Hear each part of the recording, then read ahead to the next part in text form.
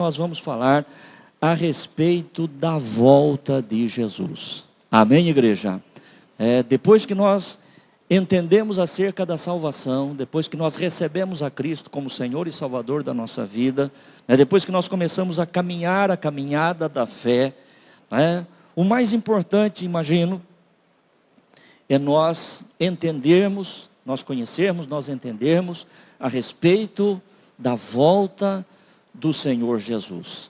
E eu gostaria, que o teu coração, que o nosso coração realmente estivesse aberto para aquilo que Deus quer falar conosco nesta noite. Eu quero ler o texto que está no Evangelho de Mateus, capítulo de número 24, a partir do primeiro versículo. Mateus capítulo 24, verso 1. Louvado seja Deus. Diz assim: E quando Jesus ia saindo do templo, aproximaram-se dele os seus discípulos para lhe mostrarem a estrutura do templo. Jesus, porém, lhes disse: Não vedes tudo isto? Em verdade vos digo que não ficará aqui pedra sobre pedra que não seja derribada. E estando assentado no Monte das Oliveiras, chegaram-se a ele os seus discípulos em particular, dizendo: Dize-nos quando serão estas coisas e que sinal haverá da tua vinda e do fim do mundo? E Jesus respondendo disse-lhes: Acautelai-vos, que ninguém vos engane, porque muitos virão em meu nome dizendo eu sou o Cristo, e enganarão a muitos. E ouvireis de guerras e de rumores de guerras. Olhai, não vos assusteis, porque é necessário que isso tudo aconteça, mas ainda não é o fim. Porquanto se levantará nação contra nação e reino contra reino, e haverá fomes e pestes e terremotos em vários lugares. Mas todas estas coisas são o princípio das dores. Então vos hão de entregar para serdes atormentados, e matar-vos-ão, e sereis odiados de todas as gentes por causa do meu nome. Nesse tempo muitos serão escandalizados, e trair-se-ão uns aos outros, e uns aos outros se aborrecerão. E surgirão muitos falsos profetas, e enganarão a muitos. E por se multiplicar a iniquidade, o amor de muitos esfriará. Mas aquele que perseverar até o fim será salvo. E este evangelho do reino será pregado em todo o mundo, em testemunho a todas as gentes, e então virá o fim. Nós vamos agora para o versículo 36, verso de número 36. Diz assim: Porém daquele dia e hora ninguém sabe, nem os anjos do céu, nem o Filho, mas unicamente meu Pai. E como foi nos dias de Noé, assim será também a vinda do Filho do Homem. Porquanto assim como nos dias anteriores ao dilúvio, comiam, bebiam, casavam e davam-se em casamento, até o dia em que Noé entrou na arca, e não o perceberam, até que veio o dilúvio e os levou a todos. Assim será também a vinda do Filho do Homem. E estando dois no campo, será levado um e deixado o outro. Estando duas moendo no moinho, será levada uma e deixada a outra. Vigiai, pois, porque não sabeis a que hora há de vir o vosso Senhor. Mas considerai isto: se o pai de família soubesse a que vigília da noite havia de vir o ladrão, vigiaria e não deixaria roubar a sua casa. Por isso estáis vós apercebidos também, porque o Filho do Homem há de vir a hora em que não penseis. Amém? Louvado seja Deus. O texto aqui é muito claro, Trata a respeito da volta de Jesus, ou da segunda vinda de Jesus, porque Jesus já veio uma vez, se fez homem, habitou entre nós, cumpriu aqui o seu ministério, retornou para o Pai, com a promessa de voltar. Vou preparar-vos lugar, e quando tiver preparado, voltarei e vos levarei para mim mesmo, para que onde eu estiver, estejais vós também. Estando os discípulos reunidos com Jesus ali no Monte das Oliveiras, após a sua ressurreição, né, e Jesus passava as últimas instruções aos discípulos. A palavra de Deus diz que de repente Jesus começa a se elevar, começa a subir diante dos olhos dos discípulos, e Jesus vai subindo, e a palavra de Deus diz que de repente uma nuvem vem e acolhe Jesus, e Jesus continua subindo, e os discípulos continuam olhando para cima. De repente ao lado estavam 2 homens vestidos de branco, 2 varões, 2 anjos, né, que diz àqueles homens, aos discípulos: varões galileus, por que estáis olhando para cima? Este mesmo Jesus que dentre vós foi recebido em cima, da forma como ele foi, ele voltará. Amém, igreja? Ou seja, a promessa da volta de Jesus é algo que está dentro do coração de todo crente em Jesus. Não há como ser um cristão, não há como crer na pessoa bendita de Jesus, não há como crer no seu ministério, na sua morte, na sua ressurreição, até mesmo na sua ascensão, sem crer que Jesus um dia vai voltar. Por isso eu disse há pouco que eu tenho no meu coração, que depois do tema salvação, que é o primeiro tema que deve alcançar, ou o primeiro assunto que deve alcançar o coração do homem, é a respeito da salvação. Depois disso, o que tem que estar vivo dentro de nós é o assunto a respeito da volta de Jesus. Eu por várias vezes já disse, e os irmãos certamente alguns vão se lembrar disso, eu sempre acreditei e acredito, irmãos, que na nossa vida, na vida de todos nós, na vida das pessoas, de uma forma geral, e em todas as áreas da nossa vida, o equilíbrio é uma das coisas mais importantes que nós devemos ter. Devemos ser pessoas equilibradas. Amém, igreja? Por que nós devemos ser pessoas equilibradas? Porque por um lado nós vivemos ainda na nossa humanidade, na nossa natureza humana, vivemos em cima desta terra, temos os nossos compromissos, temos as nossas responsabilidades, temos os nossos sonhos, temos os nossos projetos. Isso significa dizer que hoje nós estamos aqui numa noite de domingo, daqui a pouco o culto encerra, nós voltamos para casa, mas daqui a pouco também já é um novo dia, onde cada um dos que estão aqui, cada um de nós, vamos nos levantar e vamos para o nosso trabalho, vamos para a nossa atividade, vamos para a nossa responsabilidade, vamos lutar, vamos batalhar para conquistar os nossos sonhos e os nossos projetos. E nada disso está errado, é assim mesmo que a vida acontece, é assim mesmo que a vida funciona. Mas infelizmente a grande verdade é, queridos irmãos, que se nós não tomarmos cuidado, a tendência natural do nosso coração é se voltar apenas para as coisas deste mundo, é se voltar apenas para as coisas desta vida, é se voltar apenas para as coisas que diz respeito à nossa vida enquanto estamos na terra. Por isso a importância, a necessidade, que dissemos, de termos um equilíbrio. Sabermos que nós estamos aqui, que nós vivemos aqui, que nós temos os nossos compromissos, o nosso trabalho, os nossos sonhos e os nossos projetos, mas os nossos olhos e o nosso coração tem que estar voltado para o alto. Amém, irmãos? Tem que estar voltado para o alto, porque senão nós perdemos esta visão tão importante da volta de Jesus.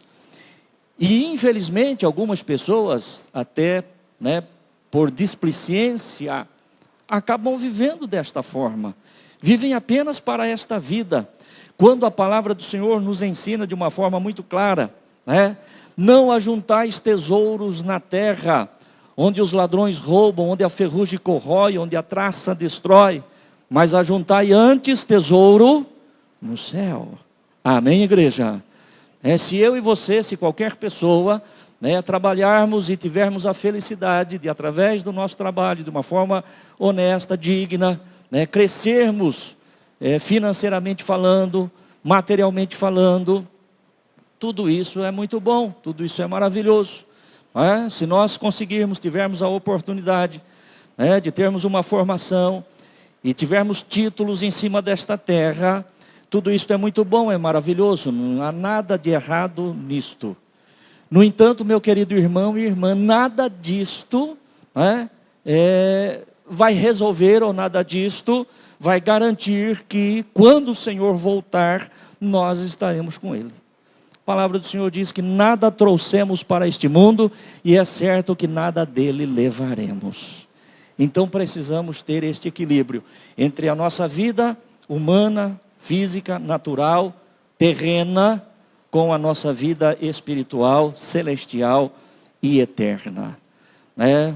O contrário disso também, o oposto disso também não é saudável. Não é o caso, mas infelizmente pode acontecer e tem acontecido, com menos frequência, é verdade, mas tem acontecido, de pessoas que às vezes, quando vêm para Jesus, porque conhecem Jesus e começaram a caminhar e a aprender a respeito da salvação, abandonam tudo. Abandonam a família, abandonam o trabalho, abandonam o emprego, abandonam os sonhos, abandonam o projeto, porque agora eu vou esperar Jesus voltar. O equilíbrio, ele é saudável. Amém, igreja? Nós estamos aqui iniciando esta palavra, esta pregação agora, e pode ser que este culto não chegue ao seu final. Jesus pode voltar ainda hoje. Jesus pode voltar ainda agora. Amém? Você crê nisso? Jesus pode voltar ainda agora. Nós acabamos de ler aqui no verso 36. Do dia e a hora ninguém sabe. Nem os anjos do céu, nem o Filho, somente o Pai. Então nós estamos aqui reunidos neste lugar. Temos prazer em estar nesse lugar. Mas de repente este culto pode terminar lá na glória do Senhor. Mas de repente não, nós vamos finalizar este culto, conforme o pastor já disse, vamos voltar para casa, e amanhã de manhã, nós abrimos os nossos olhos e falamos, puxa vida, bem que aquilo que o pastor falou podia ter acontecido, se não tinha que trabalhar, mas não vai acontecer, pode ser que não aconteça, então você vai trabalhar, nós vamos trabalhar, mas vamos saber, lembrar, Jesus pode voltar ainda hoje, eu vou levantar para trabalhar, mas pode ser que o meu dia termine lá na glória do Senhor nosso Deus. Então termos este equilíbrio, irmãos, é muito importante, é necessário para a condução da nossa vida cristã, de testemunho, sobretudo, irmãos, nós precisamos pensar no testemunho, na leitura que as pessoas que estão lá fora fazem a respeito da minha vida e da tua vida. De repente você acha que isso não é importante, pastor, ninguém tem nada a ver com a minha vida. Veja bem, eu já falei isso tantas outras vezes, eu sou um pregador da palavra, como tantos outros estão aqui, são pregadores da palavra, mas queridos irmãos, o mundo não está mais interessado naquilo que nós estamos falando, o mundo está interessado naquilo que eles veem em nós, naquilo que nós estamos vivendo. Amém, igreja? Então a nossa vida, dos portões da igreja para fora, é o que realmente faz a diferença. E nós precisamos sim termos este cuidado e esta preocupação. O próprio Senhor Jesus Cristo, durante o seu ministério aqui na terra, e os irmãos conhecem a Bíblia, sabem disso, num determinado momento ele perguntou aos seus discípulos, que dizem os homens a respeito do Filho do Homem?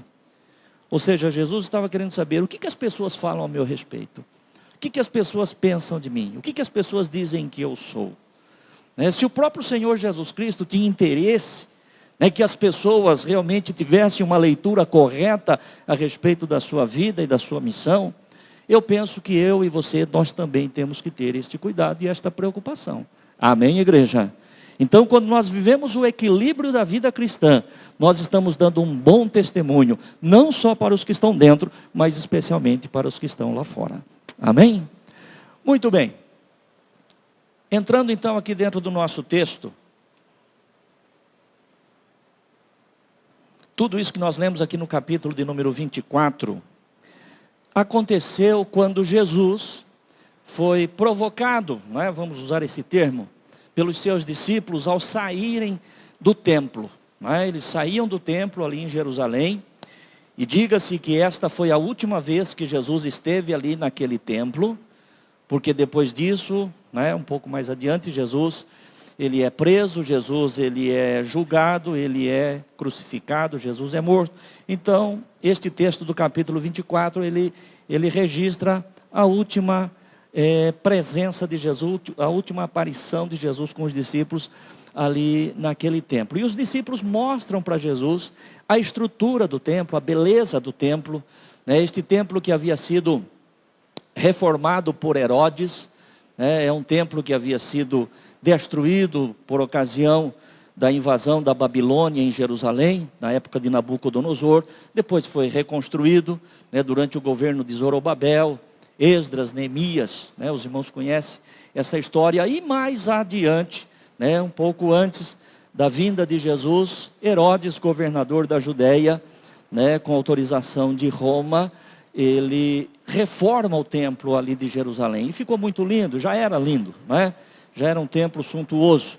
E os discípulos e todo judeu, né, e Jerusalém de uma forma geral, eles tinham assim muito orgulho em relação àquele templo. E eles mostram para Jesus a ornamentação, a estrutura. E Jesus ouve aquilo e diz para eles: olha, em verdade vos digo que não ficará pedra sobre pedra que não seja derribada. Os discípulos se calam e eles sobem para o Monte das Oliveiras, onde Jesus costumava estar com seus discípulos. E chegando ali, a palavra de Deus diz que os discípulos perguntam a ele: Senhor, dize-nos quando serão estas coisas e que sinal haverá da tua vinda e do fim do mundo? E então Jesus começa a explicar: acautelai-vos, né? Tenham cuidado para que ninguém vos engane, porque muitos virão em meu nome, dizendo eu sou o Cristo, surgirão muitos falsos profetas, vocês ouvirão falar de guerras, de rumores de guerras, serão entregues às prisões. E Jesus começa a elencar tudo aquilo que haveria de acontecer, né? E que seria sinais da sua vinda. E quando nós lemos esse texto, irmãos, e vemos aqui registrado aquilo que o Senhor Jesus falou, eu digo para os irmãos o seguinte, quando a palavra de Deus diz: haverá guerras, rumores de guerras, reino contra reino, nação contra nação, fomes, pestes, terremotos, Lucas vai dizer, tratando a respeito deste mesmo assunto, a respeito de homens desmaiando em perplexidade pelo bramido das ondas e do mar, ou seja, as maremotos que aconteceriam, as tsunamis que aconteceriam, como sinais da sua vinda. Eu pergunto aos irmãos: será que isso tudo que está registrado não está diante dos nossos olhos? De uma forma muito clara? Sim, está diante dos nossos olhos. É incontestável, que está acontecendo nos dias em que nós vivemos, tudo isto que está registrado dentro da palavra de Deus. Mas aí nós saltamos lá para o versículo de número 36, onde o Senhor Jesus exorta a respeito da vigilância. Isso é muito importante para nós. Você recebeu, nós estamos recebendo uma informação, um conhecimento a respeito dos sinais da volta de Jesus. Mas Jesus é tão bom, é tão maravilhoso, a palavra de Deus é tão preciosa, que ela nos orienta. Aquele dia e hora ninguém sabe. Por isso é importante que estejam preparados. Porque assim como foi nos dias de Noé, em que os homens comiam, bebiam, casavam, davam-se em casamento, até o dia em que Noé entrou na arca com a sua família e não o perceberam, e veio o dilúvio, e ceifou a todos os que estavam fora da arca, assim será também, disse Jesus, no dia da vinda do Filho do Homem. Porque se o pai de família soubesse a que hora da noite viria o ladrão, ele vigiaria naquele momento, naquela hora, e não deixaria roubar a sua casa. Mas nós sabemos que não é assim que funciona. O ladrão não tem hora marcada para vir, para roubar, para atacar. Ao contrário disso, o ladrão ele vem de forma a surpreender, a chegar um momento em que o dono da casa não espera. É claro, irmãos, que quando Jesus está falando a respeito disto, que assim como o ladrão chega de surpresa, assim será também, disse o Senhor, a vinda do Filho do Homem. Jesus não é o ladrão, mas ele diz a forma como ele virá. Ou seja, ele virá para o mundo de uma forma surpreendente. No entanto, preste atenção naquilo que nós acabamos de dizer. Eu disse que a vinda do Senhor Jesus será de forma surpreendente para o mundo e não para a igreja. Amém, irmãos? A vinda do Senhor não pode surpreender a igreja. Por quê, irmãos? Porque nós já dissemos há pouco que o assunto mais importante, o tema mais importante para nós crentes em Jesus, após o tema da salvação, é a volta de Jesus. A volta de Jesus, ela vai surpreender o mundo. Não é que ela pode surpreender, ela vai surpreender. E por que ela vai surpreender? Porque assim como foi nos dias de Noé, e como foi nos dias de Noé? Não falando agora apenas a questão, da condição social da época, do pecado, da imoralidade e todas as coisas que também estão claras aí diante dos nossos olhos neste tempo. Mas os dias de Noé foram dias em que Noé apregoava a vinda de um fenômeno que eles não conheciam, que era o dilúvio, porque até então não havia chovido sobre a terra. Falar da volta de Jesus hoje é como falar a respeito do dilúvio, é falar de coisa que nós ainda não enxergamos. Amém, igreja?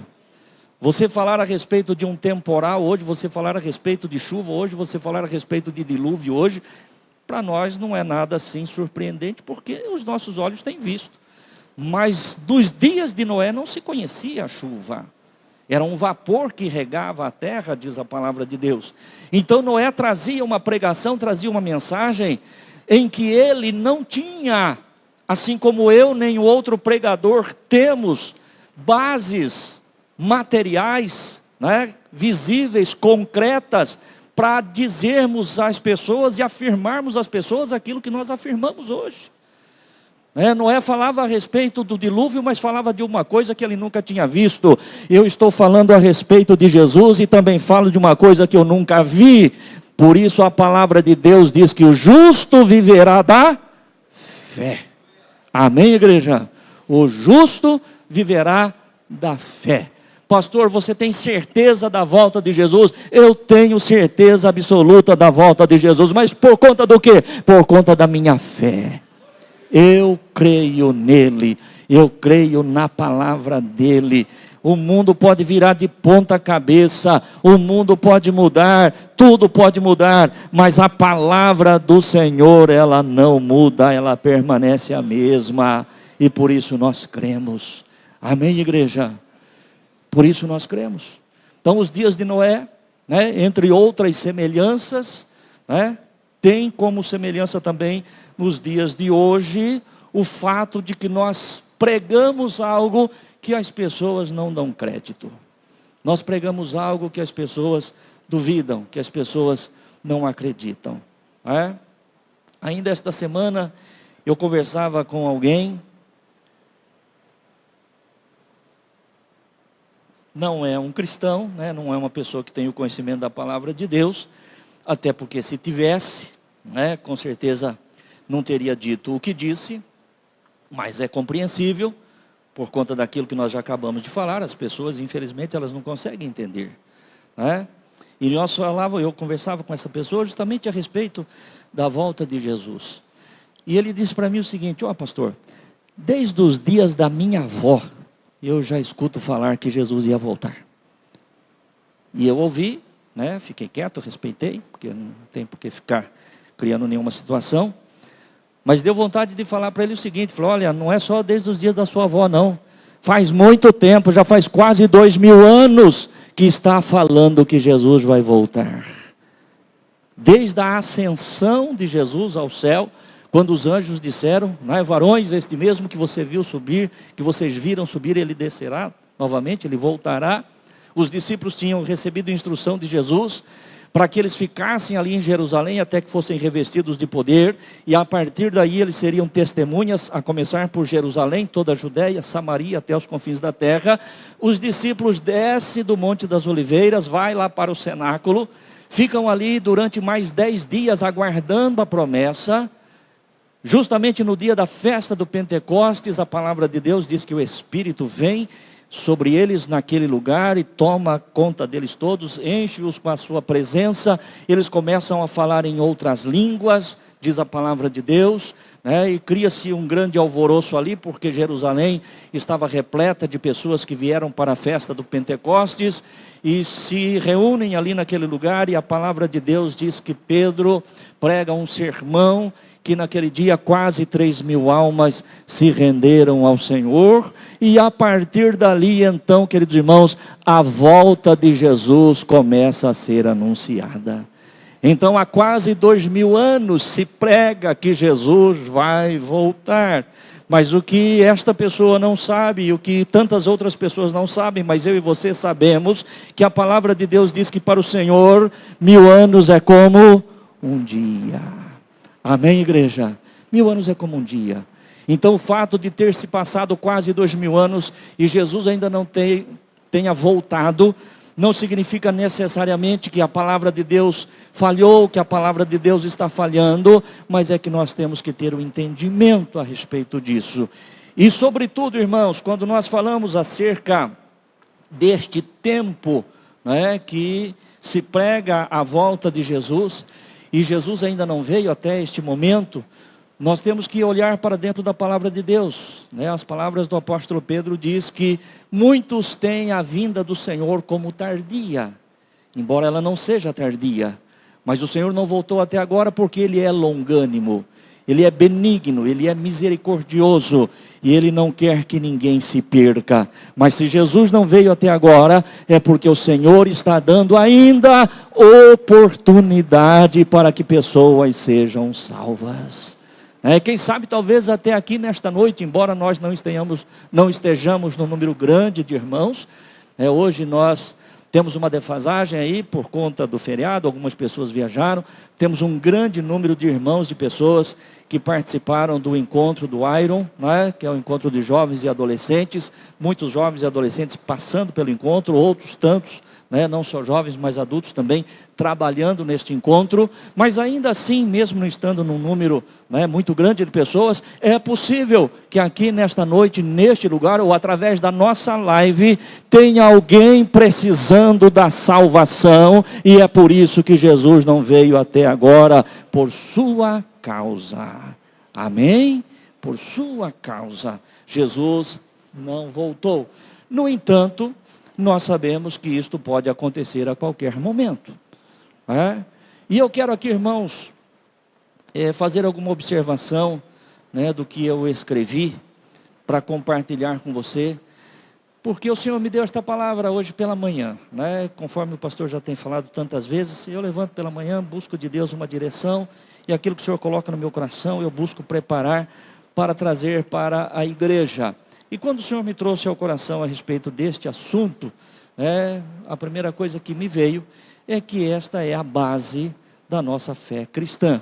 A base da fé cristã sempre foi e será, até que tudo se consuma, a volta de Jesus. Desde a ascensão de Jesus do Monte das Oliveiras, os discípulos se firmaram na sua promessa: vou preparar-vos lugar, e quando tiver preparado eu voltarei e vos levarei para mim mesmo, para que onde eu estiver estejais vós também. Nós estamos firmados nisso, essa é a base da nossa fé. Jesus disse: eu vou preparar lugar, e tendo preparado eu voltarei. Então Ele vai voltar, amém? Nós não temos dúvidas em relação a isso. Falamos também a respeito dos sinais da volta de Jesus, que estão aí todos diante de nós, sem nenhuma contestação. Mas o versículo de número 8 do capítulo 24, eu gostaria que o Francisco, por gentileza, colocasse para nós. Ele fala algo muito interessante. Quando Jesus fala a respeito de guerras, rumores de guerras, reino contra reino, fomes, pestes, Jesus no verso 8 vai dizer: mas todas estas coisas são o princípio das dores. Mas todas estas coisas são o princípio das dores. De que dores fala a palavra de Deus? O apóstolo Paulo teve a revelação através do Espírito Santo, e traduz esta revelação de uma forma muito clara para eu e você entender. Na primeira carta de Paulo aos Tessalonicenses, capítulo 5, versos 1 ao 3, nós vamos entender o que são essas dores que Jesus falou. 1 Tessalonicenses, capítulo 5, verso 1, Paulo diz o seguinte: mas irmãos, acerca dos tempos e das estações, não necessitais de que se vos escreva. Verso 2: porque vós mesmos sabeis muito bem que o dia do Senhor virá como um ladrão de noite. Segura aí. Então você veja que aqui o que Paulo está falando é a respeito do mesmo assunto que nós estamos tratando. Nós lemos lá em Mateus 24, falando a respeito da volta de Jesus. Paulo, escrevendo a sua carta à igreja de Tessalônica, ele trata também deste assunto. E ele diz para os irmãos: irmãos, acerca dos tempos, das estações, não é necessário que eu vos escreva. Por que não é necessário? Porque vocês já sabem que o dia e a hora, somente o Pai é que tem o poder, é que tem o domínio, não é? Mas vós mesmos sabeis que o dia do Senhor virá como um ladrão de noite. Ou seja, virá de uma forma repentina, inesperada por muitos. Verso 3. Pois que, quando disserem a paz e segurança, então lhes sobrevirá repentina destruição, como as dores de parto àquela que está grávida. Quando o Senhor Jesus diz, isto será ou é apenas o princípio das dores, né, Paulo usa este termo, esta expressão, né, as dores de parto como aquela que está grávida, e de modo nenhum escaparão. Segura este versículo aí. Uma das coisas que eu quero observar, irmãos, dentro desse versículo, é quando Paulo diz, né, porque quando disserem a paz e segurança, então lhes sobrevirá repentina destruição. O que nós podemos trazer a respeito disso? Nós podemos trazer exatamente, irmãos, aquilo que as pessoas viviam nos dias de Noé e que nós estamos vivendo nos dias em que nós vivemos. O Senhor Jesus disse, nos dias de Noé as pessoas comiam, bebiam, casavam, davam-se em casamento, as pessoas compravam, as pessoas vendiam. Ou seja, a vida nos dias de Noé, enquanto Noé preparava a arca e pregava a respeito do dilúvio, a vida seguia naturalmente, viu? Tudo em ordem, tudo em paz. Nós estamos vivendo hoje, irmãos, eu penso que vocês vão de concordar com o que eu vou dizer, nós estamos vivendo hoje um caos, em termos do planeta Terra, do mundo em que nós estamos vivendo. Nós estamos vivendo um caos, mas a vida segue naturalmente. As pessoas continuam comendo, bebendo, casando, dando-se em casamento, comprando, vendendo, tudo continua dentro da maior naturalidade, sim ou não? É assim. Por isso, irmãos, que muitas vezes as pessoas, como foi nos dias de Noé, nos dias de hoje, não dão ouvido. Imagina, tudo continua do mesmo jeito, né? As pessoas continuam comprando, vendendo, comendo, bebendo, casando, descasando, casando de novo, descasando de novo, casando, vamos deixar isso para lá, né? O importante é que nós entendemos aqui pela palavra de Deus, que em meio a toda esta naturalidade humana, em algum momento o Senhor Jesus vai voltar e nós temos que dar atenção para as dores de parto. Amém, irmãos?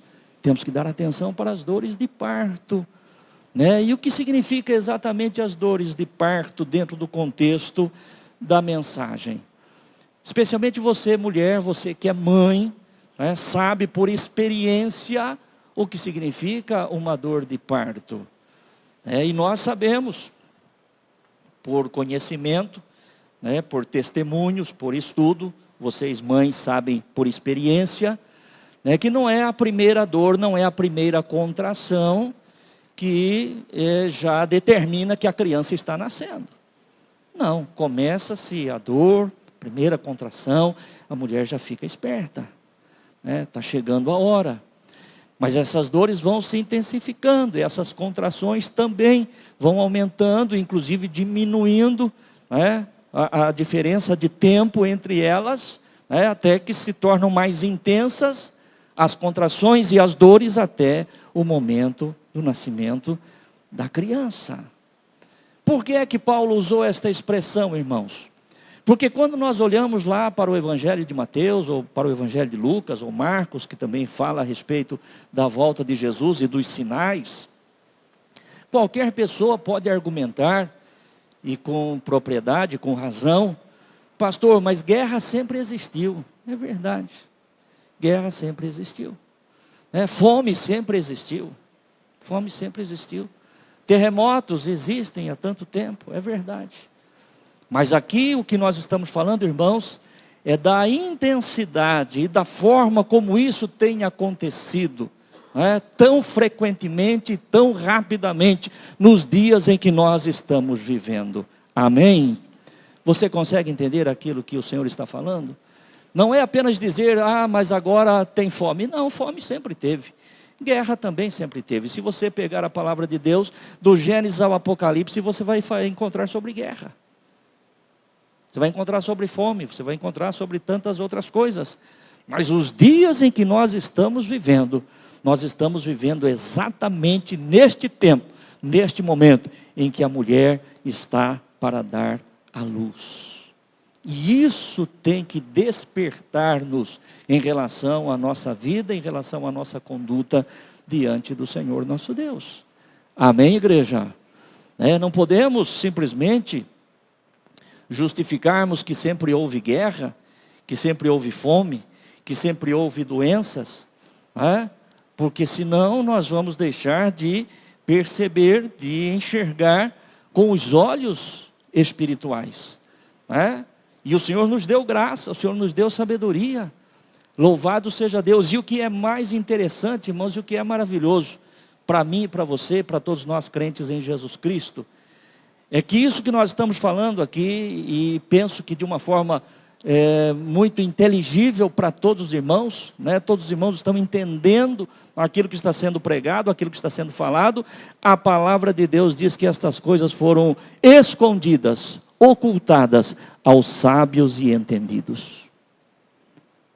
Existem homens e mulheres estudiosos, com profundidade de conhecimento muito maior do que todos nós. No entanto, queridos irmãos, eles só conseguem enxergar no sentido humano, físico e material. Quando nós olhamos, ainda que não tenhamos a percepção de um cientista, mas nós não olhamos apenas aqui, nós olhamos lá para cima. Porque o Senhor Jesus Cristo disse, quando estas coisas começarem a acontecer, erguei as vossas cabeças para o alto, porque próximo está a vossa redenção. Amém, irmãos? O homem, ele quer se aprofundar no conhecimento daquilo que ele estuda. Também não tem nada de errado nisso, irmãos. Não estou pregando aqui contra a ciência, nem contra a evolução, no sentido de melhorar as condições do planeta, do homem sobre a terra, mas eu prefiro conhecer o que eu conheço, e enxergar olhando para o céu, olhando para o alto. Não sei explicar todas as coisas, aliás, eu não sei explicar quase nada, mas eu sei que estes sinais me apontam que o meu Senhor está voltando, que o meu Jesus está voltando. Amém, igreja? Isso que é importante para nós, isso que é maravilhoso para nós. E hoje pela manhã, quando o Senhor me trazia ao coração a respeito deste assunto, me veio uma curiosidade, e talvez não só uma curiosidade, mas um desejo também de passar uma informação aos irmãos. E eu fui pesquisar na internet a respeito de guerras. Fui pesquisar, e uma pesquisa que eu fiz, que você pode fazer até com muito mais profundidade do que isso. E eu quero ler para você aqui o que foi que eu encontrei. Eu tirei de um site da internet chamado Exame. Você pode também, neste ou outros sites confiáveis, buscar informação. Um estudo publicado agora no dia 11 de junho de 2025, portanto, do mês passado agora. Diz aqui, o planeta registrou em 2024 o maior número de conflitos armados desde 1946. Segundo um estudo do Instituto de Pesquisa de Paz de Oslo, na Noruega, divulgado nesta quarta-feira, dia 11 de junho de 2025. Esse instituto identificou, preste atenção, 61 conflitos em 36 países. Nós ouvimos falar da guerra da Rússia com a Ucrânia, nós ouvimos falar da guerra de Israel com o Hamas, né, uma outra guerra com o Azerbaijão e mais não sei quem, mas nunca me passou pela cabeça, irmãos, que em 2024, e isso prossegue, nós estamos na metade do ano de 2025, 61 conflitos em 36 países. E aqui, irmãos, não é conflito apenas entre países, mas conflitos internos, né, guerras civil, né, que acontece dentro do próprio país. Tem guerras de nação contra nação, mas guerras internas. Então, esse estudo engloba tudo isso, 61 conflitos em 36 países, com alguns desses países enfrentando múltiplos confrontos simultâneos. Em comparação, em 2023, foram registrados 59 conflitos, ou seja, em 2023 eram 59 conflitos, em 2024, 61. Em 2023, 34 países, 2024, 36 países. Então você percebe que os conflitos eles não diminuem, eles não acabam. A tendência deles é sempre crescer, é sempre escalar. Também, irmãos, hoje pela manhã me veio o desejo de conhecer, de saber alguma coisa a respeito do mapa da fome no mundo. Mas por que isso? Conhecimento. É importante nós entendermos as dores de parto. Amém? Num site chamado Brasil Escola, eu encontrei aqui um mapa da fome no mundo. Os conflitos e as guerras estão entre as principais causas da fome no mundo. Hoje, mais de 800 milhões de pessoas convivem com esse problema, especialmente na África e na Ásia. 800 milhões de pessoas estão passando fome, morrendo de fome. Quem é que dá conta disso, irmãos? Quem é que se preocupa com isso? E louvado seja Deus, meu querido irmão e irmã, que nós não pensamos nisso, porque a graça do Senhor, a bondade do Senhor, a misericórdia do Senhor, faz com que na minha mesa e na tua mesa, todos os dias, nós tenhamos o pão de cada dia. Mas existe, segundo este estudo, você pode também se aprofundar, pelo menos 800 milhões de pessoas sobre a terra padecendo de fome. Não tem o que comer, morrendo de fome. Ainda eu fiz uma outra pesquisa muito rápida, e poderíamos nos estender, mas nem seria o caso, a respeito de um assunto muito importante também, que tem preocupado as autoridades, que tem preocupado os governos, que tem preocupado os estudiosos do nosso tempo, a respeito da disponibilidade de água potável. Eu fico pensando, irmão, se faltar esse copo d'água aqui, o que vai ser? O pastor João é movido a água. Eu chego muitas vezes na casa de irmãos, converso ali 5 minutos, 10 minutos, aí eu interrompo a conversa e falo, escuta, por favor, você não consegue ver uma... pastor, deixa eu pegar lá. Tem alguns que já estão acostumados, que eu chego, já está lá o copo d'água lá. Mas infelizmente, irmãos, a escassez, a falta da água potável, água para consumo, tem sido algo terrível neste tempo. Eu encontrei aqui o seguinte, um estudo da Unesco, onde diz, o estresse hídrico mensurado essencialmente pelo uso da água em função do suprimento disponível, afeta diversas partes do mundo. Preste atenção. Mais de 2 bilhões de pessoas em todo o mundo vivem em países em situação de estresse hídrico. Muito disso causado pelas mudanças climáticas provocadas pelo aquecimento global. 2 bilhões de pessoas vivem em países que já têm problema com abastecimento de água potável. E aí por diante, né? Aquilo que o pastor disse, poderíamos fazer aqui um estudo rápido a respeito dos terremotos, que é o que diz a palavra do Senhor. Poderíamos fazer um estudo rápido a respeito das pestes, das doenças, né? Mas penso que também não é necessário, para nós entendermos que nós estamos vivendo estes momentos, né, das últimas contrações, das últimas dores deste planeta, deste mundo, porque a palavra de Deus nos diz, meu querido irmão e irmã, que não apenas nós, mas a terra geme, esperando pelo resgate, né, esperando pela volta do Senhor nosso Deus. A terra está gemendo, igreja. A terra está gemendo, o planeta está gemendo. E isso não deve ser para mim e para você apenas uma questão, como nós fizemos aqui, de informação, de estatística, mas tem que ser assim um sinal de despertamento espiritual e dizer, meu Jesus está mais perto do que eu imagino. Amém, irmãos? Meu Jesus está voltando, não é? Por isso a exortação à vigilância, aquilo que lemos lá em Mateus 24:36, daquele dia e hora ninguém sabe, nem o filho, nem os anjos, somente o meu Pai que está no céu.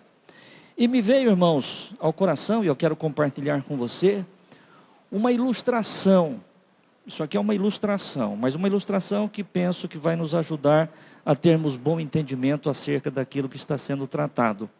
Eu quero ler para você essa ilustração, e essa ilustração ela tem como tema o seguinte: o terrível barulho do silêncio. Isso mesmo, o terrível barulho do silêncio.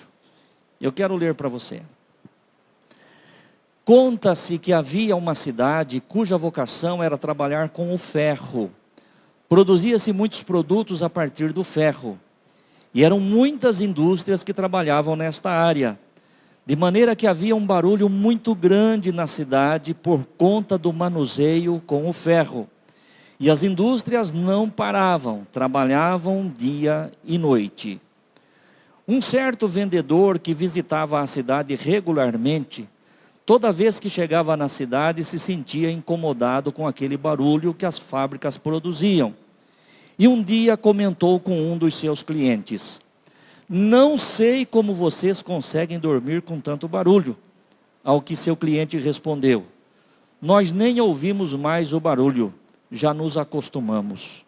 E passa a relatar um fato interessante. Houve uma noite em que faltou energia elétrica na cidade, e as fábricas pararam de funcionar. E a cidade toda acordou, e não conseguimos dormir por causa do silêncio. O vendedor cristão que era, recebeu de imediato a mensagem do Espírito Santo. Nós vamos continuar, presta atenção. É uma ilustração, não é? Pode ser que tenha acontecido isso de fato, talvez, mas eu tenho mais como uma ilustração. É uma cidade cuja vocação era trabalhar com ferro. Então muitas indústrias naquela cidade trabalhavam com ferro, não é? E por conta do material que trabalhavam, e por conta de ser muitas indústrias, tinha um barulho muito grande, muito forte na cidade. E as fábricas trabalhavam dia e noite. E um vendedor que não era da cidade, né, cada vez que ele chegava naquela cidade para fazer ali a sua venda, ele se incomodava com o ruído, com o barulho daquela cidade. Uma cidade muito barulhenta por conta das fábricas que existiam ali, né, nesse segmento. E ele comenta com um dos seus clientes: eu não sei como é que vocês conseguem dormir nessa cidade, né, com tanto barulho, porque as fábricas trabalhavam dia e noite. E o cliente diz: olha, nós não escutamos barulho nenhum, nós já estamos acostumados. Aliás, deixa eu contar um fato interessante, né? Aquele cliente falando para o vendedor. Teve uma noite que acabou a energia na cidade e as fábricas não puderam funcionar. E houve um silêncio total. E a cidade inteira acordou. Porque na verdade já estava acostumada com o barulho. Preste atenção. Esse vendedor, segundo aqui a nossa ilustração, era um cristão. E quando ele ouviu aquilo, ele recebeu uma mensagem do Espírito Santo, que eu quero compartilhar com você. Hoje, a igreja está na terra fazendo barulho, anunciando a volta de Jesus. As pessoas se acostumaram tanto a ouvir sobre a volta de Jesus, de maneira que isso não as incomoda mais, continuam dormindo. Porém, chegará o dia em que a igreja será tirada. Neste dia haverá silêncio, e as pessoas acordarão, mas será tarde demais. Amém? A igreja hoje está fazendo barulho. Pastor João está aqui fazendo barulho. Os pastores estão fazendo barulho. Os crentes estão fazendo barulho, anunciando a volta de Jesus. Nós falamos da volta de Jesus, a igreja anuncia a volta de Jesus. Você como cristão anuncia a volta de Jesus. Através de todos os tipos de mídia se faz muito barulho a respeito da volta de Jesus. Mas as pessoas têm ouvido tanto a respeito da volta de Jesus, que elas não se incomodam mais. Elas não dão atenção. É aquilo que eu acabei de falar agora há pouco, a respeito de uma pessoa com quem eu conversei esta semana. Mas isso aí eu estou cansado de escutar. Desde os dias da minha avó se fala isso. O barulho está aí, intenso. Mas as pessoas estão dormindo. Só que vai chegar o dia em que a igreja que faz barulho será tirada. E neste dia haverá silêncio. E quando houver este silêncio, as pessoas vão acordar. Mas nesse tempo será tarde demais. Amém, igreja? Se isto aqui é verdade, eu não sei. Eu tomo como uma ilustração. Mas como ilustração, é uma excelente ilustração. Amém? A igreja está propagando, falando, fazendo barulho, anunciando que Jesus está voltando. E as pessoas continuam dormindo. Mas a igreja será tirada e não haverá quem pregue. E eu quero encerrar esta palavra lendo Efésios capítulo 5, dos versos 14 ao 17.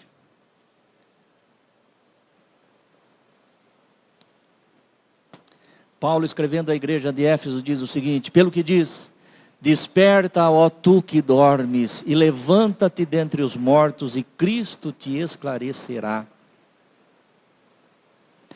Portanto, vede prudentemente como andais, não como nécios, mas como sábios, remindo o tempo, porquanto os dias são maus. Verso 17. Pelo que não sejais insensatos, mas entendei qual seja a vontade do Senhor. Amém? Segura esse verso aí. Desperta, ó tu que dormes. É o recado do Senhor para todos nós, não é? Louvado seja Deus, porque você não está dormindo. Louvado seja Deus, porque você já foi despertado. Mas se porventura tem alguém aqui que antes de ouvir esta mensagem, antes de ouvir esta palavra, estava desapercebido, não é? Quem sabe talvez até um tanto desequilibrado, pensando apenas nas coisas deste mundo, nas coisas desta vida, né? Não estou dizendo, já disse isso desde o início, né? Não estou dizendo para você abandonar os teus projetos, os teus sonhos. Ao contrário disso, trabalhe. Enquanto você está aqui, tem que trabalhar, temos que lutar. Mas equilibre aí a tua vida, porque Jesus pode voltar a qualquer momento. A palavra do Senhor diz: não sejais insensatos, entendei qual seja a vontade do Senhor. E talvez você pergunte: pastor, mas qual é a vontade do Senhor? A própria Bíblia responde: a vontade do Senhor é que ninguém se perca. Amém, irmãos? Esta é a vontade do Senhor. Viu? A vontade do Senhor é que, se porventura houver, não estou dizendo que há ou não, mas se porventura houver alguém aqui entre nós que ainda não tenha certeza da salvação, se houver alguém entre nós na nossa live que ainda não tenha certeza da salvação, A vontade do Senhor é que você tenha a certeza da salvação, que você não se perca, mas que tenha a vida eterna. É que você entregue a sua vida ao Senhor Jesus, que você entregue o seu coração ao Senhor Jesus, que você caminhe com o Senhor Jesus aqui sobre esta terra durante o tempo da nossa peregrinação, conforme diz a palavra. Queridos irmãos e irmãs, é muito interessante, né, e muito importante aquilo que nós estamos falando, aquilo que o Espírito Santo de Deus está falando conosco. E nós não podemos arriscar, queridos irmãos, a nossa salvação. Para você que já é crente em Jesus, você que já entregou a sua vida, você que já caminha com o Senhor, a palavra de Deus tem uma recomendação muito clara para mim e para você a esse respeito. A Bíblia Sagrada diz que aquele que é limpo, limpe-se cada vez mais. Amém, igreja? Limpe-se cada vez mais. Limpe-se cada vez mais. Você que ainda, conforme o pastor já disse, talvez não tenha certeza da salvação, entregue a tua vida ao Senhor Jesus Cristo, receba-o como Senhor e Salvador da sua vida, e diga: Senhor, eu também quero ser limpo, eu também quero ser purificado, eu também quero ter o meu nome escrito no livro da vida. Isso é imprescindível, meu querido irmão e irmã. Não podemos arriscar, não podemos arriscar. Tem pessoas que arriscam. Quando nós pensamos em coisas deste mundo, em coisas desta vida, se você arriscar e ganhar, maravilha. Se você arriscar e perder, talvez também não tenha grandes consequências. Mas quando diz respeito à salvação, quando diz respeito à vida eterna, meu irmão e minha irmã, não se pode arriscar. Amém, igreja? Não se pode arriscar, porque não tem como resgatar isso depois. Você se lembra daquela passagem do rico e do Lázaro? O homem vivia regalado e esplendidamente, enquanto o outro vivia lá numa situação difícil. Os dois morrem, porque todos morrem. Todos nós um dia, se Jesus não voltar ainda e nós estivermos em vida, nós também vamos morrer. Algumas pessoas imaginam que sejam eternas na terra, mas não tem ninguém eterno na terra. Não tem ninguém eterno na terra. E dentro daquela passagem, os dois morrem. Um é levado ao seio de Abraão, outro é levado ao Hades. E o homem que está no Hades quer negociar com o Senhor, mas não tem negócio. Amém, igreja? Ele deixa claro, o Senhor deixa claro. Há um grande abismo colocado entre nós, de maneira que os que estão aqui não podem ir aí, os que estão aí não podem vir para cá. Não dá para arriscar. Coloque-se de pé no teu lugar. Amém? Então, no nome do Senhor Jesus Cristo, no nome do Senhor Jesus Cristo, eu gostaria que você, meu irmão e minha irmã, pensasse muito sobre isso, refletisse sobre isso, viu? A palavra de Deus, através do apóstolo São Tiago, diz que a vida é como um vapor, passa muito rapidamente, passa.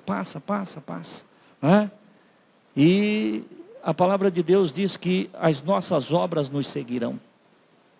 Quando você olha lá em Apocalipse, capítulo 14, verso de número 13, fica claro ali que são as nossas obras que nos seguem. Não é o que nós conquistamos aqui. Diz lá: ouvi uma voz do céu que me dizia: escreve, bem-aventurados os mortos que desde agora morrem no Senhor. Sim, diz o Espírito, para que descanse dos seus trabalhos. E o quê? E as suas obras os sigam. Não é o nosso patrimônio, não são os nossos títulos, são as nossas obras. Amém?